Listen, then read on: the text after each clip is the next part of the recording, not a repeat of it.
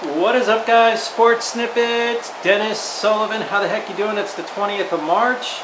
We are in the midst, right smack in the middle of March Madness. Second round action happening on this Sunday, the 20th.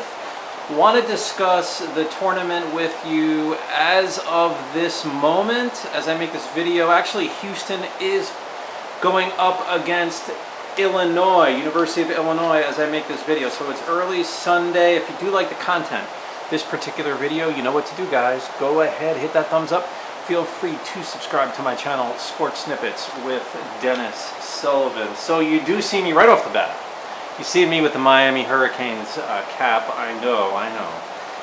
However, this is not necessarily, although I really am going to be cheering on the Hurricanes this evening, this is not going to be a video about that matchup specifically. This will be more about the tournament up to this point, and I'll get to that matchup in a moment. But the Hurricanes got their hands full, let's put it that way. So let's get started, guys. Duke, as I put it, my number one on the snippets board, number 1 point.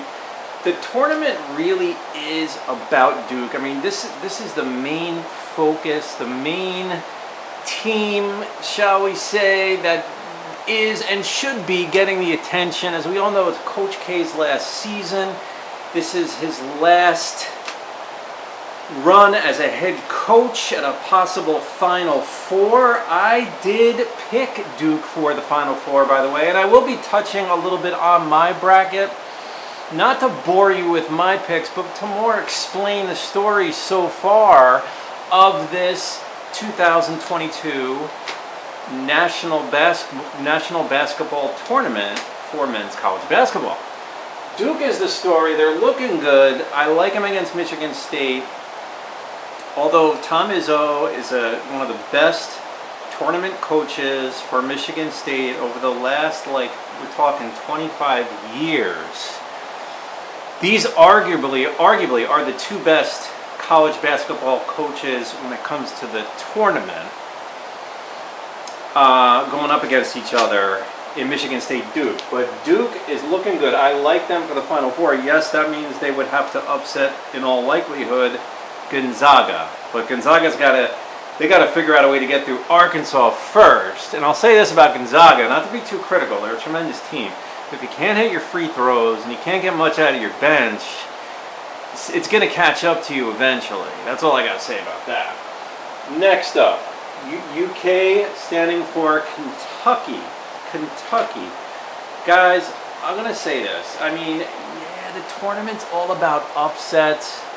It's all about the craziness. But do you realize that if there was ever a team that got upset early where I could almost say that it wasn't a good thing, even though 99% of the time I'm going to tell you it was a great thing for the tournament, Kentucky losing to St. Peter's, only 2%. I read one statistic online where only 2% of the brackets had St. Peter's upsetting Kentucky, meaning about 1 in 50 brackets had St. Peter's winning that game. So do you realize that by the end of the night, on the first opening day of the tournament, Thursday, March 17th, 98%, roughly, 98% of the brackets were already pretty much busted or broken up with this upset.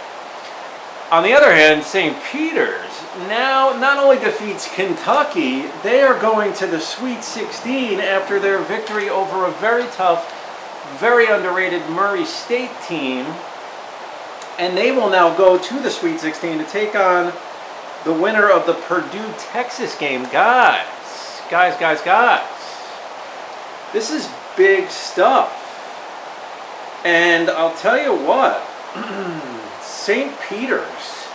Now, do I think they can continue? I'm going to have to say it probably stops here, but who's to say they can advance to an Elite Eight? I don't know. I mean, it's going to be tough, though. So, Kentucky, you really let me down. Now, I like Kentucky as a team, I do, but they really let me down in this tournament here, and I'm sure, and the SEC, for that matter, has kind of let me down with a second-round departure now of Tennessee. who was looking really good and winners of the SEC tournament, they fall to Michigan, who's had a spectacular tournament, and this was on Saturday night. So one thing kind of leads to the next, very interesting. One thing leads to the next, one scenario segues into the next scenario. I put number 3, Pac-12 with a question mark. I'm going to explain the Pac-12. I have a lot of respect for that conference. This year is a little bit different though. Last year they were the story, really. Because last year you had team after team, USC was a good example of that, who lost to the Hurricanes in the first round. Was a little surprising. USC came on strong at the end. You're almost saying to yourself, where was this, like in the first half? But nonetheless, the Hurricanes did prevail. Pac-12 this year is a little bit quieter, but it's more about quality instead of quantity. What I mean by that, you got Arizona, and I would be shocked if Arizona doesn't at least participate, go as far as the Elite Eight. I have them for my Final Four. As a matter of fact, 3 of my Final Four are still alive: Duke, Arizona, and Auburn. I picked for my Final Four. Yes, I did. Hurricane fans. Yes, I did. And then Kentucky was my other one, but we all know what happened there. And then, of course, in the Pac-12, you have UCLA, who is like this new version. They're like West Coast Michigan State all those years, when Michigan State would come in as a mid-seed and go very far. Although UCLA's seed was very respectable this year at a number 4 seed. They would defeat St. Mary's on Saturday night to advance to the Sweet 16. SEC/Big Ten. Let me start with the Big Ten. Not a bad tournament so far for the Big Ten, because you got, let's take a look, guys. You got Michigan, right? Michigan is a big story in this tournament. You also have Wisconsin, who, I tell you, Wisconsin is one of those teams. They could go very far. You got to watch them. I had Wisconsin going as far as the Sweet 16, losing to Auburn in that round. But Michigan has stepped it up heavy. Illinois, we don't know. They're going up against a tough Houston Cougar team. I kind of like, as a matter of fact, I picked Houston to go to my Sweet 16 in my bracket. I like that team. A lot of defense, a lot of quickness, a lot of rugged play there. But we'll see how that one turns out between Illinois, and University of Houston. So Big Ten really not looking that bad. Of course, they did have the well, you had the Iowa loss in the first round to Richmond. Wow, that was something. There's a few other teams as well in the Big Ten that are still playing. So hey, what the heck, man? Michigan State has a chance. I don't expect them to beat Duke, but hey, they're in it. They have a chance. SEC, as mentioned, a little disappointing. You still have a couple teams left in the SEC, however. Of course, you have Auburn. You have Arkansas. Kentucky and Tennessee, major disappointments with a capital M, major disappointments. So overall, I would say SEC not really having the greatest of tournaments.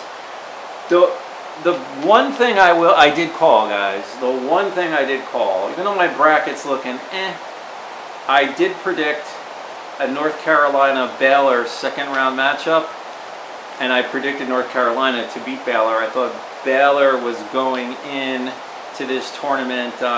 Whenever you hear they're only playing like 6 guys, maybe 7, you're short on depth. You have a lot of good players, but there was obviously some issues with Baylor when it came to their depth of having a productive bench.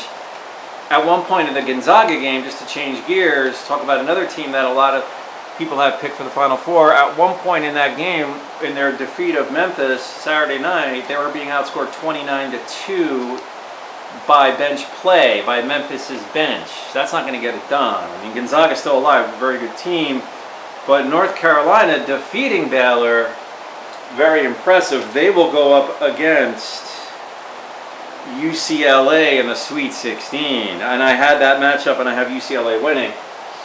But just to recap my SEC, a little bit of a definitely a little bit of a disappointment for the SEC in this tournament, guys. Okay, although Auburn, now let's touch on that. Got my Hurricanes cap on. Auburn looks strong. They look as good as anyone, athletic as anyone, plays tough defense, as tough as anyone. We'll see. I mean, I'll be cheering on the Hurricanes, but boy, that's a tall order against the Auburn Tigers, no question about it. So we got some other really good matchups coming up, guys. You got Villanova looking pretty good. I mean, kind of as expected. I think Kansas looking as expected. I mean, you know, you have some difficulty in these games, but it doesn't mean you're in trouble or anything. I mean, Kansas gets the win. They're still alive, looking pretty good. They've looked better, but they're still looking pretty good. Arkansas is interesting. So that's an interesting team coming out of the SEC. We'll see how all this works out, guys. So now it's day 2 of round 2. Just getting started as I make this video. By the time you see it, it'll be well into day 2. Round 2. And then the way I understand the Sweet 16 will be played Thursday the 24th, Friday the 25th. Then the Elite 8 will be played on Saturday the 26th, Sunday the 27th. And then mark your calendars for the Final Four on Saturday, which I believe is April 2nd. And the championship game on Monday night, April 4th. Let me know what you think. Let me know who the heck you picked. And let me know how that Kentucky loss affected your brackets. How did that Tennessee loss affect your brackets? And how did that Iowa loss to Richmond in the first round affect your brackets? There were a few others. Those are the big ones that jump out at me. This is Dennis Sullivan saying, I will see you, yes you, very soon. Leave me a comment. Bye for now.